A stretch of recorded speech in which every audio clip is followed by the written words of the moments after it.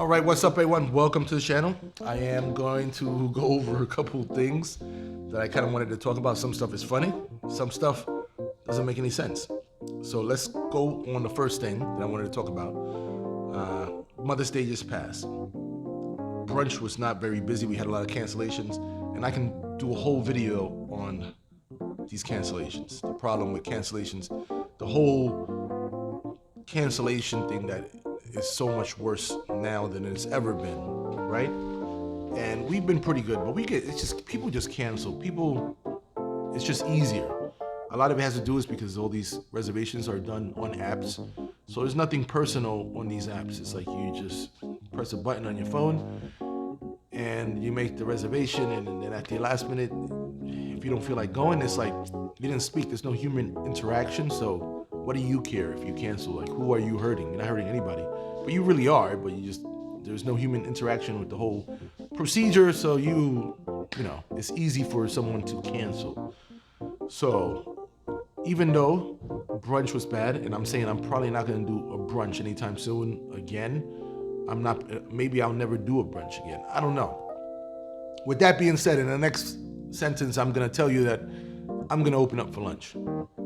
Yeah, doesn't make much sense, right? Lunch, I'm thinking of opening up in July 5th for lunch. And yeah, it doesn't make much sense. The only thing that makes sense is that let's try it one more time. I'm gonna be here this time. I'm gonna be doing the ghost kitchen around that time.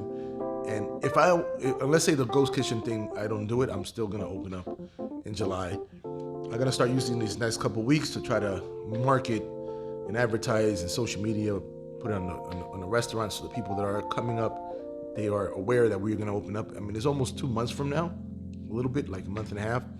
So let's see what happens. I'm gonna be honest, this is a tough location for lunch. We tried when we first opened. I mean, there's a reason why the pizza store across from me doesn't open up for lunch, nor the taco place right in the other side does not open up for lunch. There's a reason. I mean, pizza is infamous for being open for lunch. Not in this little corner right here. In tacos, why would taco place not be open for lunch?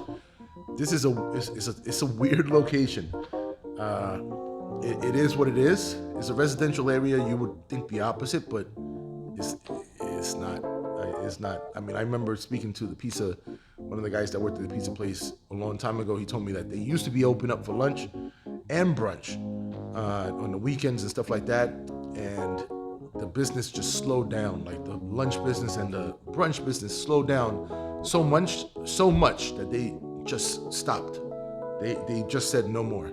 So why did it stop? I don't know. This is way before my time, so I don't know. So that's one thing that I'll let you guys know, and I'll show you. Basically opening up a whole nother restaurant again, new menu. I'm thinking of doing something a little bit really simple, like soup, salads, and some nice sandwiches, and some nice, maybe a couple pastas. Really small menu, almost like a Philly Bistro Express. Really small, quick menu. Next thing on the list. This neighborhood is, as long as I keep on, let's stick with the neighborhood, right? There was a restaurant that opened or not opened. I don't know what the story is 100%, but it was on the neighborhood Facebook next door, and they were talking about it, and it was a pizza place that sold weed. So basically, it was like your neighborhood restaurant weed spot. And it got a lot of attention, as you would expect it would. I don't know how that works. In Philadelphia, or even in Pennsylvania, in Pennsylvania itself, cannabis is illegal in Pennsylvania, that's in Pennsylvania, and in Philadelphia itself, the city of Pennsylvania, it's illegal, but it is almost like a slap in the wrist if you get caught with it. That's what I kind of read. Like the laws are so soft on it that it's basically a slap on the wrist. So that still doesn't make sense how you're able to operate a restaurant that serves something illegal. I don't know. and it got a lot of attention. A lot of people were on uproar, and I wouldn't expect it any other way. This neighborhood trying to open up. I mean, they don't even let me have outdoor seating in the neighborhood. So they're gonna let a restaurant that sells weed up the street? I mean, that's what I mean, literally, that's kind of, it's not that far from my restaurant. It's probably about 3 or 4 blocks away from my restaurant. I mean, it is closer to the main street, so maybe some of the neighbors over here don't have a say. Let's see.